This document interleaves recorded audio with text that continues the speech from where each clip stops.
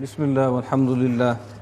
والصلاة والسلام علی رسول اللہ وعلی آلہ وصحبہ ومن والاہ رب اشرح لی صدری ویسر لی امری واحلل عقدۃ من لسانی یفقہوا قولی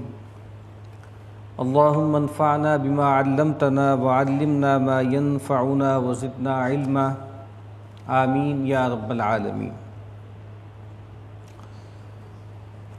حدیث کے حوالے سے جو ہم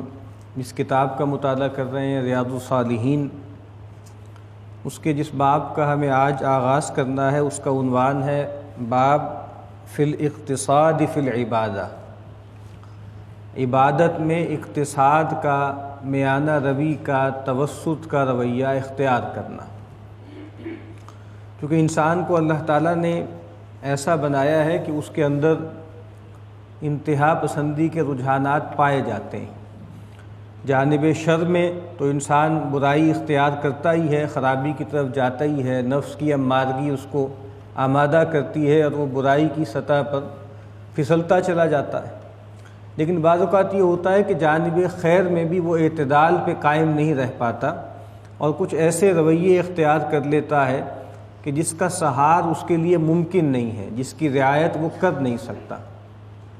اور جس طرح قرآن مجید میں سورہ آل عمران میں فرمایا گیا کہ وَلْتَكُمْ مِنْكُمْ أُمَّةٌ وَسَطًا، کہ ہم نے تمہیں ایک امت وسط بنایا ہے، درمیانی امت بنایا ہے، ایک ایسی امت کہ جس کے اندر افراط و تفریط نہیں ہے۔ اور جب بھی علماء اس آیت کی شرح کرتے ہیں، تفسیر کرتے ہیں، تو وہ بتاتے ہیں کہ ہم سے پہلے جو امت مسلمہ تھی یعنی بنی اسرائیل، اس میں ہم دیکھتے ہیں کہ دونوں طرح کی بے اعتدالی پائی جاتی ہے۔ اس طرح سورہ فاتحہ میں ہم ہر رکعت میں یہ دعا اللہ سے کرتے ہیں کہ اے اللہ تو ہمیں ان لوگوں کی راہ پہ مت چلا کہ جن پر تیرا غضب نازل ہوا، اور نہ ان لوگوں کی راہ پہ چلا جو گمراہ ہو گئے، جنہوں نے اپنی منزل کھوٹی کر لی۔ تو عبادت کے حوالے سے بھی ہم دیکھتے ہیں کہ اس میں دونوں انتہائیں پائی جاتی ہیں۔ ایک طرف یہود کا معاملہ تھا، اس میں ہیلہ سازی تھی، اللہ کے رسول کی اطاعت و شریعت سے بچنے کا ایک رویہ تھا، خاص طرح کا ایک لیگلزم تھا، اور قانون کی راہ سے انہوں نے کوشش کی کہ دین و شریعت کا مذاق اڑائیں اور اس سے کھیلنا شروع کر دیں۔ لیکن ایک دوسری انتہا بھی تھی جو نصارہ میں وجود آئی، اور وہ کیا تھی کہ وہ غلو تھا، وہ انتہا پسندی تھی، وہ تشدد تھا، خاص طور پہ عبادات کے معاملے میں۔ خود قرآن مجید نے سورہ حدید کے آخر میں کہا کہ وَرَحْبَانِيَّةً ابْتَدَعُوهَا مَا كَتَبْنَاهَا عَلَيْهِمْ، کہ وہ رہبانیت انہوں نے ایجاد کر لی جو ہم نے ان کے لیے طے نہیں کی تھی، ہم نے ان کے لیے مقرر نہیں کی تھی، لیکن کی انہوں نے اللہ کی رضا جوئی کے لیے تھی، لیکن فَمَا رَعَوْهَا حَقَّ رِعَایَتِهَا، پھر وہ اس کی رعایت نہیں کر سکے، اس کا دھیان نہیں کر سکے جیسا کہ اس کے دھیان کرنے کا حق تھا۔ تو یہ عنوان بھی ہمیں یہی بتا رہا ہے کہ عبادت کے معاملے میں بھی افراط و تفریط سے بچا جائے، خاص طور پہ جو ٹھیٹھ تعبدی امور ہیں ان کے اندر۔ امام صاحب شروع میں قرآن مجید کی وہ دو آیات لے کر آئے ہیں۔ پہلی سورہ طٰہٰ کی پہلی آیت ہے، اعوذ باللہ من الشیطان الرجیم، بسم اللہ الرحمن الرحیم، طٰہٰ ما انزلنا علیک القرآن لتشقیٰ۔ طٰہٰ یہ حروف مقطعات میں سے ہے کہ ہم نے یہ قرآن آپ پر اس لیے نازل نہیں کیا کہ آپ مشقت میں پڑھیں۔ یہاں خاص طور پہ لتشقیٰ کے دونوں ترجمے کیے گئے ہیں، ایک یہ ہے کہ آپ محنت میں، مشقت میں پڑھیں، اور ایک تشقیٰ کا ترجمہ یہ بھی کیا گیا ہے کہ ہم نے یہ قرآن آپ پر اس لیے نازل نہیں کیا کہ آپ نامراد ہوں، آپ منزل مقصود تک نہ پہنچیں، شقاوت وہ آپ کا مقدر ہو۔ لیکن یہاں خاص طور پر اس باب کے ریفرنس سے یہاں تشقیٰ کا مطلب یہی ہے کہ اے نبی ہم نے یہ قرآن آپ پر اس لیے نازل نہیں کیا کہ آپ مشقت میں پڑھیں۔ نبی اکرم صلی اللہ علیہ وسلم بہت زیادہ حریص تھے قرآن مجید کے حوالے سے۔ ایک تو یہ مشقت بھی آپ جھیلتے تھے کہ جب قرآن مجید آپ پہ نازل ہو رہا ہوتا تھا تو آپ تیزی سے اپنے ہونٹ ہلاتے تھے، اور آپ پر جیسے ایک دباؤ پڑتا تھا کہ میں اس کو صحیح طرح پڑھ لوں اور پڑھنے کے بعد اپنے سینے میں اس کو محفوظ کر لوں۔ تو اسی لیے سورہ قیامہ میں آپ کو تسلی دی گئی کہ آپ لا تحرک بہ لسانک لتعجل بہ، اے نبی صلی اللہ علیہ وسلم آپ اپنے ہونٹوں کو حرکت نہ دیں قرآن کے لیے کہ آپ جلدی سے اس کو پڑھ لیں، ہمارے ذمے ہیں اس کو پڑھوا دینا، اور ہمارے ذمے ہے آپ کے سینے میں اس کو جمع کروا دینا۔ اور دوسری مشقت ظاہری بات ہے کہ قرآن مجید ایک قول ثقیل ہے۔ قول ثقیل بالکل فزیکل معنوں میں بھی ہے کہ ظاہری بات جب وحی آپ پر نازل ہوتی تو ام المؤمنین فرماتی ہیں کہ انتہائی سردی کے موسم میں بھی آپ کی جبین جو ہے وہ عرق آلود ہو جاتی۔ بعض اوقات ایسا ہوا کہ آپ اونٹنی پہ تشریف فرما ہیں اور وحی نازل ہوئی، اتنا بوجھ پڑا کہ وہ اونٹنی جو ہے وہ کھڑی نہ رہ سکی بلکہ وہ بیٹھ گئی۔ اور ویسے بھی یہ قول ثقیل ہے کہ یہ ظاہری بات ہے بہت بھاری کلام ہے، یہ توحید کی دعوت کا کلام ہے، اور ظاہری بات ہے کہ اس کو ایک ایسے ماحول میں بیان کرنا جہاں ہر طرف شرک اور شرک کے مظاہر ہوں، یہ بہت مشکل کام ہے۔ تو کہا کہ نہیں اے نبی، ہم نے یہ قرآن آپ پر اس لیے نازل نہیں کیا کہ آپ دنیا میں مشقت میں پڑیں، اور اس لیے بھی نہیں اتارا کہ جو ہے وہ بدبختی اور نامرادی آپ کا مقدر ہو۔ پھر سورہ بقرہ کی آیت ہے جو کہ روزوں کے حوالے سے آئی ہے، اور وہاں فرمایا گیا کہ یرید اللہ بکم اليسر ولا یرید بکم العسر۔ وہاں روزوں کا تذکرہ ہے، فرمایا کہ جو کوئی بھی تم میں سے جو ہے وہ رمضان کو پائے تو اس کو چاہیے کہ روزہ رکھے،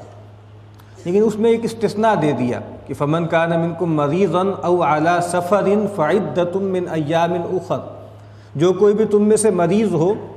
یا حالت سفر میں ہو تو اس کو چاہیے کہ گنتی پوری کر لے دوسرے دنوں میں، یعنی اس کی قضا کر لے، چھوڑ دے اس کو۔ اس موقع پہ فرمایا کہ اللہ تعالیٰ چاہتا ہے تمہارے لیے سہولت، آسانی، اور اللہ تعالیٰ تمہارے لیے تنگی اور مشکل نہیں چاہتا۔ یعنی اللہ تعالیٰ نے جو شریعت کے احکامات دیے ہیں تو یہ کوئی تکلیف میں ڈالنے کے لیے، مصیبت میں ڈالنے کے لیے نہیں ہے۔ یہ شریعت تمہیں دی گئی ہے یہ تمہارے ہی فائدے کو ہے، تمہارے ہی بھلے کو ہے، اور اس کو بھی اللہ تعالیٰ نے مشکل نہیں رکھا۔ اور خود نبی اکرم صلی اللہ علیہ وسلم ان کے بارے میں جو بیان ہوا ہے نا کہ اللہ کے نبی صلی اللہ علیہ وسلم کیا کریں گے، کہا ہے نا کہ وَيَضَعُ عَنْهُمْ إِصْرَهُمْ وَالْأَغْلَالَ الَّتِي كَانَتْ عَلَيْهِمْ۔ یہ نبی جب آئیں گے، یہ نبی رحمت، تو ان کے اوپر جو طوق ہیں اور ان کی جو پاؤں کے اندر جو بیڑیاں پڑی ہوئی ہیں ان کو ہٹا دیں گے اور ان کو سہل کر دیں گے، ان کو آسان کر دیں گے، ان کو لائٹ کر دیں گے۔ تو یہاں پر فرمایا کہ اللہ تعالیٰ تم سے آسانی چاہتا ہے، سہولت چاہتا ہے، اللہ تمہارے معاملے میں سختی اور تنگی نہیں کرنا چاہتا۔ اس کے بعد پہلی روایت ہے جو متفق علیہ روایت ہے، بخاری اور مسلم دونوں میں بیان ہوئی ہے، وعن عائشہ رضی اللہ تعالی عنہا ان النبی صلی اللہ علیہ وسلم دخل علیہا وعندها امرأة۔ ام المؤمنین سیدہ عائشہ رضی اللہ تعالی عنہا سے روایت ہیں کہ نبی اکرم صلی اللہ علیہ وسلم ان کے ہاں تشریف لائے، اور سیدہ عائشہ کے پاس ایک خاتون بیٹھی ہوئی تھی۔ قال من ہذہ، تو آپ نے پوچھا کہ یہ خاتون کون ہے؟ قالت، تو سیدہ عائشہ رضی اللہ تعالی عنہا نے عرض کی ہذہ فلانہ تذکر من صلاتها، تو آپ نے کہا کہ یہ فلاں خاتون ہے، اور پھر کچھ روایتوں میں کہ تذکر من صلاتها، کہ جن کا کہ نماز کے بڑے چرچے ہیں۔ یہاں یا سیدہ نے کہا کہ یہ وہ خاتون ہے، اس کے بعد پھر ان خاتون کی نماز کی کیفیت، اس کی درازی، ان کے مجاہدے کا بیان کرنا شروع کر دیا۔ کچھ روایتوں میں ہے کہ سیدہ نے فرمایا کہ لا تنام اللیل، یہ جو خاتون ہے یہ اتنی عبادت گزار ہیں اور کبھی رات کو سوتی ہی نہیں، پوری پوری رات عبادت کرتے ہیں۔ اور ایک روایت میں ہے کہ سیدہ نے کہا کہ اعبد اہل المدینہ، کہ یہ خاتون کون ہے؟ یہ اہل مدینہ میں سب سے زیادہ عبادت گزار ہے۔ تو اس طرح کا ان کا تعارف خاتون کا کرایا۔ قال، نبی اکرم صلی اللہ علیہ وسلم نے جب یہ گفتگو سنی تو آپ نے فرمایا مہ، ٹھہر جاؤ، رک جاؤ۔ اب یہ جو ایک مہ کا کلمہ ہے یہ ایک زجر کا سا کلمہ ہے کہ ٹھہر جاؤ، بات کو اتنا نہ بڑھاؤ۔ یا تو یہ ہے کہ یہ جو عبادت کا معاملہ یہ خاتون بہت زیادہ کر رہی ہیں، اس کو روکو، اس میں ٹھہراؤ پیدا کرو۔ یا نبی اکرم صلی اللہ علیہ وسلم نے سیدہ عائشہ سے کہا کہ دیکھو بات کو اتنی بڑھاؤ نا، جس کو عام طور پہ محاورے میں کہتے ہیں نا کہ پاکی دامہ کی حکایت کو اتنا نہ بڑھاؤ، یہ اچھا رویہ نہیں ہے، بس کر دو، بس اتنی بات تم نے جو بتا دی ہے، ان کی عبادت کے قصے زیادہ بیان میرے سامنے نہ کرو۔ اور پھر فرمایا کہ علیکم بما تطیقون، پھر ایک اصولی ہدایت فرما دی کہ اے لوگو ان چیزوں کو اختیار کرو جس کی تم طاقت رکھتے ہو، جس کی تم مقدرت رکھتے ہو۔ اب خاص طور پہ اگر اس کانٹیکسٹ کی بات کریں تو نماز کے بارے میں فرما رہے ہیں، عبادات کے معاملے میں فرما رہے ہیں کہ دیکھو اتنی عبادت اختیار کرو، اس کو لازم پکڑ لو جس کی تمہارے اندر طاقت ہے۔ اور پھر پورے دین کے معاملے میں بھی یہ رویہ ہے کہ دین کے جو بھی اعمال ہیں ان میں سے ان کو اختیار کرو جس کی تمہارے اندر طاقت ہے۔ اس طرح نبی اکرم صلی اللہ علیہ وسلم نے اور روایات میں یہ فرمایا کہ بے شک اللہ تعالیٰ کے نزدیک سب سے محبوب عمل وہ ہے کہ جس پر مداومت کی جائے، ما داوم علیہ صاحبہ وان قل، کہ جس پر اس کے کرنے والا مداومت اختیار کرے، استمرار اور کنٹینیوٹی کے ساتھ وہ معاملہ کرے، اگرچہ وہ عمل تھوڑا ہو، مقدار میں تھوڑا ہو لیکن اس پر مداومت کی جائے۔ تو کہا کہ دیکھو اے لوگوں، اعمال میں سے، وہ عبادات میں سے وہ چیزیں اختیار کرو جس کی تمہیں طاقت ہے، جس کا تمہارے اندر سہار ہے۔ اور فرمایا کہ فواللہ لا یمل اللہ حتی تملوا، اور پھر آپ نے کہا کہ اللہ کی قسم، اللہ گواہ ہے کہ اللہ تعالیٰ تو بیزار نہیں ہوتا، اللہ تعالیٰ ملال کا شکار نہیں ہوتا یہاں تک کہ تم ہی ملال اور اکتاہٹ کا شکار ہو جاؤ۔ ظاہر بات ہے ملال کا ایک مطلب ہے انسانوں کے حوالے سے، انسان کے اندر ملال اور اکتاہٹ پیدا ہوتی ہے کسی چیز کے بارے میں ثقالت کے احساس سے، بھاری پن، یا کوئی چیز بہت زیادہ انسان کرنے لگے تو اس سے بھی اکتاہٹ پیدا ہو جاتی ہے۔ ظاہری بات ہے ان معنوں میں اللہ تعالیٰ کے لیے یہ اصطلاح ہم استعمال نہیں کر سکتے، لیکن بات وہی ہے جس طرح خود قرآن مجید نے کہا کہ وَجَزَاءُ سَیِّئَةٍ سَیِّئَةٌ مِثْلُهَا، یا جس طرح عربی میں کہتے ہیں کہ الجزاء من جنس العمل، کہ جو بدلہ ہوتا ہے وہ عمل ہی کے جنس سے ہے۔ تو کہا کہ تم بیزار ہو جاؤ گے، تم عبادت کرنے سے، تم اللہ کو راضی کرنے والے اعمال سے اکتا جاؤ گے، اللہ تعالیٰ نہیں اکتائے گا۔ تم نیکی کرنے سے ہو سکتا ہے تھک جاؤ اور بیزار ہو جاؤ، اللہ تعالیٰ اس کا ثواب دینے، اس کا اجر دینے، بندوں کو نوازنے سے بالکل بھی بیزار نہیں ہوتا۔ مطلب یہ کہ اللہ تعالیٰ کے خزانوں میں تو کوئی کمی نہیں ہے، تم جتنا زیادہ عمل کرو گے، جتنی زیادہ عبادت کرو گے، اللہ تعالیٰ تمہیں نوازتے رہیں گے۔ مسئلہ تمہارے اینڈ پر ہے کہ دیکھو اپنی استطاعت کے مطابق معاملات کرو، کہیں ایسا نہ ہو کہ تمہارے اندر بیزاری پیدا ہو جائے۔ اور خاص طور پہ جو دین کے ٹھیٹھ اعمال ہیں، عبادات کے جو اعمال ہیں، اس کے حوالے سے بیزاری پیدا ہونا یہ بہت بڑے وبال کا سبب بن سکتا ہے۔ اس طرح سیدنا عبداللہ ابن مسعود رضی اللہ تعالیٰ عنہ ہر جمعرات کے دن جو ہے وہ واعظ فرمایا کرتے تھے، تذکیر کروایا کرتے تھے۔ تو ایک صاحب نے جو ان کی مجلس میں بیٹھتے تھے فرمائش کی کہ میری تو بڑی خواہش ہے کہ آپ ہر روز ہمیں یاد دہانی کروایا کریں۔ تو سیدنا عبداللہ ابن مسعود رضی اللہ تعالیٰ عنہ نے کہا کہ دیکھو مجھے یہ ڈر ہے کہ کہیں تمہارے اندر ملال پیدا نہ ہو جائے، کہیں تم اکتا نہ جاؤ۔ اور کہا کہ نبی اکرم صلی اللہ علیہ وسلم بھی ہماری خبر گیری کیا کرتے تھے واعظ کے ذریعے، تذکیر کے ذریعے کبھی کبھی۔ اور پھر فرمایا کہ مخافۃ السآمۃ علینا، کیوں؟ تاکہ کہیں ہم بیزاری کا شکار نہ ہو جائیں، کہیں ہم اکتا نہ جائیں۔ اب ظاہر بات ہے نبی اکرم صلی اللہ علیہ وسلم آپ کی صحبت میں بیٹھنا، آپ سے نصیحت پانا، اس کا کوئی امکان نہیں تھا، کوئی سوال نہیں تھا کہ کسی امتی کے اندر، کسی صحابی کے اندر رسول اللہ صلی اللہ علیہ وسلم کی بات سننے کے حوالے سے اکتاہٹ پیدا ہو جائے، یا آپ کی مجلس اور آپ کی صحبت کے بارے میں کوئی معاذ اللہ بیزاری پیدا ہو جائے۔ لیکن آپ صلی اللہ علیہ وسلم بھی اتنی احتیاط فرماتے تھے کہ آپ سیدنا عبداللہ ابن مسعود کہتے ہیں کہ ہر روز نصیحت نہیں فرماتے تھے، بلکہ کبھی کبھی کیا کرتے تھے، کہیں ہمارے اندر اکتاہٹ اور بیزاری پیدا نہ ہو جائے۔ تو یہاں پر بھی فرمایا کہ دیکھو وہ اعمال اختیار کرو جس کی تمہارے اندر طاقت ہے، کہ بے شک اللہ تعالیٰ کے اندر کوئی ملال، کوئی اکتاہٹ پیدا نہیں ہوگی۔ ہاں تم ہی لوگ ہو جو عمل اگر بہت بھاری اختیار کر لو گے تو بیزار ہو کے اکتا کر چھوڑ دو گے۔ اور پھر فرمایا کہ وَكَانَ أَحَبُّ الدِّينِ إِلَيْهِ مَا دَاوَمَ صَاحِبُهُ عَلَيْهِ، اور اللہ تعالیٰ کے نزدیک دین میں، عبادت میں، اطاعت میں وہی عمل سب سے زیادہ محبوب ہے کہ جس پر اس کا کرنے والا مداومت اختیار کرے، استمرار کے ساتھ، کنٹینیوٹی کے ساتھ معاملہ کرے۔ یہ نہ ہو کہ جوش میں آ کر بہت زیادہ اعمال اپنے سر پر لے لے اور تھوڑے عرصے کے بعد جو ہے ان سب کو چھوڑ دے، بلکہ فرائض میں بھی کوتاہی کرنے لگے۔ تو کہا کہ سب سے زیادہ محبوب عمل اللہ کے نزدیک عبادت و اطاعت میں وہ ہے جس پر مداومت کے ساتھ انسان کھڑا رہے۔